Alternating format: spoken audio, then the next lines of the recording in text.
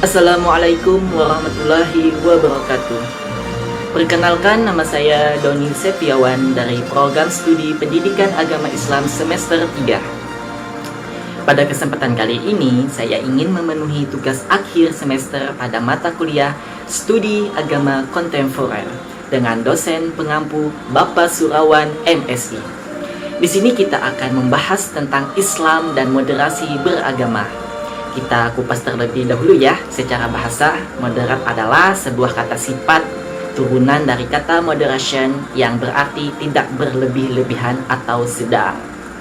Kata moderasi sendiri berasal dari bahasa Latin yaitu moderatio yang berarti kesedangan, tidak kelebihan dan tidak kekurangan, alias seimbang. Dalam Kamus Besar Bahasa Indonesia KBBI, kata moderasi didefinisikan sebagai pengurangan kekerasan atau penghindaran keekstriman. Maka, ketika kata moderasi disandingkan dengan kata beragama, menjadi moderasi beragama. Istilah tersebut berarti merujuk pada sikap mengurangi kekerasan atau menghindari keekstriman dalam cara pandang, sikap, dan praktik beragama. Dalam bahasa Arab, padanan moderasi adalah wasat atau wasatiyah yang berarti tengah-tengah. Kata ini mengandung makna itidal, adil, dan tawazun, berimbang. Orang yang menerapkan prinsip wasatiyah bisa disebut wasit. Kata wasit bahkan sudah diserap ke dalam bahasa Indonesia dengan 3 pengertian. Yang pertama yaitu wasit berarti penengah atau perantara, misalnya dalam perdagangan, dalam bisnis, dan lain-lain. Makna yang kedua adalah wasit berarti pelerai, pemisah, pendamai antara pihak-pihak yang berselisihan. Dan makna yang ketiga adalah wasit berarti pemimpin di pertandingan seperti wasit sepak bola, wasit badminton, wasit dalam olahraga, dan lainnya. Wasit harus adil kan? Nah, dalam sebuah ungkapan bahasa Arab, sebaik-baik segala sesuatu adalah yang berada di tengah-tengah. Misalnya, dermawan yaitu sikap di antara kikir dan boros. Pemberani yaitu sikap di antara penakut dan nekat, dan lain-lainnya. Adapun lawan kata moderasi adalah totaluf, yang dalam bahasa Inggris mengandung kata ekstrim, radikal, dan eksesif. Bisa juga dalam pengertian berlebihan. Dalam bahasa Arab setidaknya ada 2 kata yang maknanya sama dengan kata ekstrim, yaitu al-ghulu dan tasyadud. Dalam konteks beragama, pengertian berlebihan ini dapat diterapkan untuk menyebut orang yang bersikap ekstrim serta melampaui batas dan ketentuan syariat agama. Jadi, tidak ekstrim adalah salah satu kata kunci paling penting dalam moderasi beragama. Karena ekstremitas dalam berbagai bentuknya diyakini bertentangan dengan esensi ajaran agama dan cenderung merusak tatanan kehidupan bersama, baik dalam kehidupan beragama maupun bernegara. Karenanya, kalau mau dirumuskan moderasi beragama itu adalah cara pandang, sikap, praktik beragama dalam kehidupan bersama dengan cara mengejawantahkan esensi ajaran agama yang melindungi martabat kemanusiaan dan membangun kemaslahatan umum, berlandasan prinsip adil, berimbang, menaati konstitusi sebagai kesepakatan berbangsa.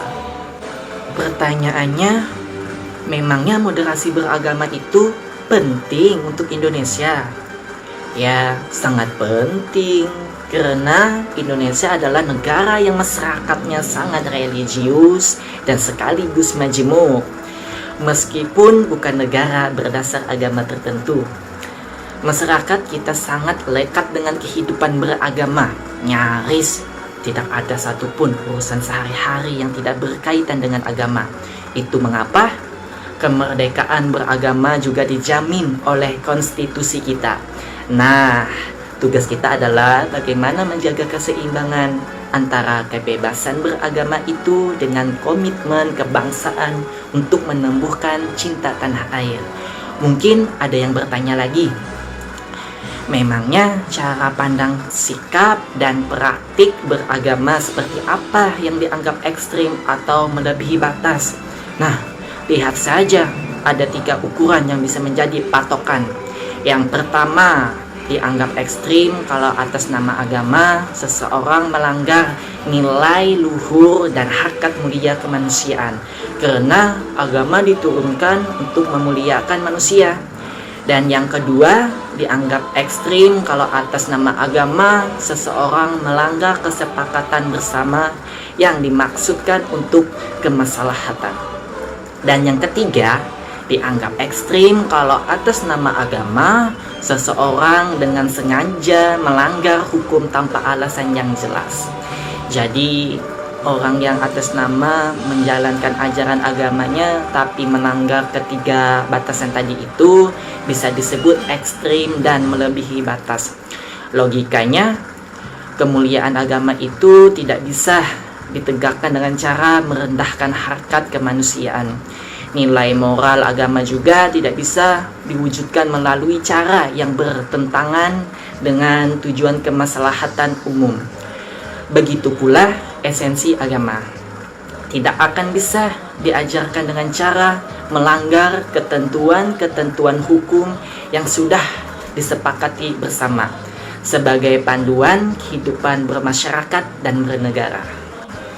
Ingat, yang disebut moderat itu bukan yang dangkal keimanannya, bukan juga orang yang menganggap sepele tuntunan agamanya, dan bukan pula orang yang ekstrem liberalnya.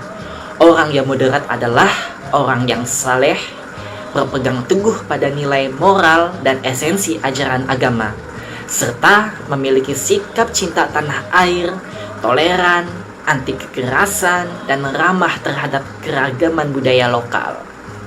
Dalam konteks beragama, memahami teks agama saat ini terjadi kecenderungan terpolarisasinya pemeluk agama dalam 2 kutub ekstrim. Satu kutub terlalu mendewakan teks tanpa menghiraukan sama sekali kemampuan akal dan nalar. Teks kitab suci dipahami lalu kemudian diamalkan tanpa memahami konteks. Beberapa kalangan menyebut kutub ini sebagai golongan konservatif. Kutub ekstrim yang lain sebaliknya yang sering disebut kelompok liberal terlalu mendewakan akal pikiran sehingga mengabaikan teks itu sendiri. Sebagai bangsa yang masyarakatnya amat majemuk, kita sering menyaksikan adanya gesekan sosial akibat perbedaan cara pandang masalah keagamaan. Ini tak ayal dapat mengganggu suasana rukun dan damai yang kita idam-idamkan bersama. Di suatu waktu, misalnya ada umat beragama yang membenturkan pandangan keagamaannya dengan ritual budaya lokal seperti sedekah laut, festival kebudayaan, dan ritual budaya lainnya. Di waktu lain, kita disibukkan dengan penolakan pembangunan rumah ibadah di suatu daerah meski suatu syarat dan ketentuannya sudah tidak bermasalah. Karena umat mayoritas itu tidak menghendaki masyarakat pun jadi berkelahi. Di waktu lainnya, kita disibukkan dengan sikap eksklusif menolak pemimpin urusan publik gegara beda agama. Ini terjadi mulai dari tingkat pemilihan gubernur, bupati, wali kota, camat, RW RT, hingga ketua OSIS. Kalau pemilihan presiden sih belum ada presidennya. Selain itu, ada lagi yang atas nama agama ingin mengganti ideologi negara yang sudah menjadi kesepakatan bersama bangsa kita, yang juga mengkhawatirkan ada pula seruan atas nama jihad agama untuk mengkafirkan sesama, bahkan boleh membunuh, menghunus pedang, memenggal kepala, dan menghalalkan darahnya. Ini semuanya fakta yang kita hadapi karena umat keragaman, paham umat beragama di Indonesia memang amat tak terperi. Nyaris tak mungkin alias mustahil kita bisa menyatukan cara pandang keagamaan umat beragama di Indonesia. Sementara keragaman klaim kebenaran atas tafsir agama bisa memunculnya gesekan dan konflik. Lalu bagaimana kita menyikapinya? Membungkamnya jelas tidak mungkin, karena itu bagian dari kebebasan ekspresi beragama. Tapi membiarkan tanpa kendali keragaman pandangan yang ekstrim juga bisa membahayakan persatuan dan kesatuan. Apalagi ihwal agama adalah hal yang teramat sensitif untuk disepelekan. Nah, Kementerian Agama sudah menawarkan sebuah solusi beragama, jalan tengah yang disebut dengan moderasi beragama. Islam di Indonesia sendiri memiliki 5 karakter khusus yang membedakannya dengan Islam Arab ataupun Islam lain di dunia. 5 karakter tersebut yaitu yang pertama kontekstual, yaitu Islam dipahami sebagai ajaran yang bisa disesuaikan dengan keadaan zaman. Dan yang kedua toleran, Islam Nusantara mengakui sebagai bentuk ajaran Islam yang ada di Indonesia tanpa membeda-bedakannya. Dan yang ketiga, menghargai tradisi. Islam di Indonesia merupakan hasil akulturasi antara budaya lokal dengan ajaran Islam. Islam tidak menghapus budaya lokal, namun memodifikasinya menjadi budaya yang Islami. Dan yang keempat, progresif, yaitu suatu pemikiran yang menganggap kemajuan zaman sebagai suatu hal yang baik untuk mengembangkan ajaran Islam dan berdialog dengan tradisi pemikiran orang lain. Yang kelima yaitu membebaskan. Islam adalah sebuah ajaran yang mampu menjawab problem-problem dalam kehidupan masyarakat. Islam tidak membeda-bedakan manusia. Dalam kacamata Islam, manusia dipandang sama, yaitu sebagai makhluk Tuhan. Islam Nusantara adalah cerminan dari ajaran Islam yang membebaskannya pemeluknya untuk mencari hukum di jalan hidup, menaati atau tidak dengan catatan semua pilihan adalah konsekuensinya masing-masing. Kelima karakteristik tersebut pada akhirnya akan membentuk sebuah ajaran Islam yang moderat, yaitu suatu ajaran yang lebih mementingkan perdamaian, kerukunan, toleran dalam beragama tanpa menghilangkan nilai-nilai Islam di dalamnya.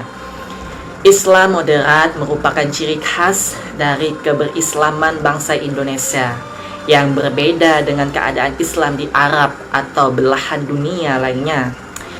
Dan Islam di Indonesia adalah Islam yang aman, damai, dan sejahtera.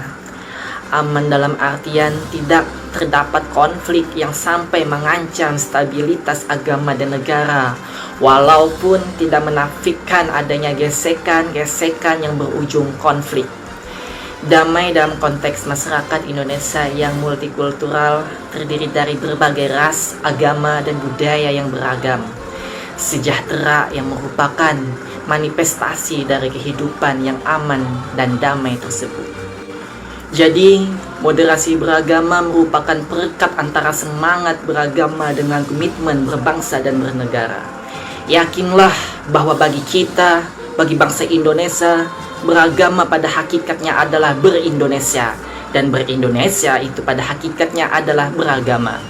Moderasi beragama harus kita jadikan sebagai sarana mewujudkan kemaslahatan kehidupan beragama dan berbangsa yang rukun, harmonis, damai, toleran, serta taat konstitusi, sehingga kita benar-benar menggapai cita-cita bersama menuju Indonesia maju.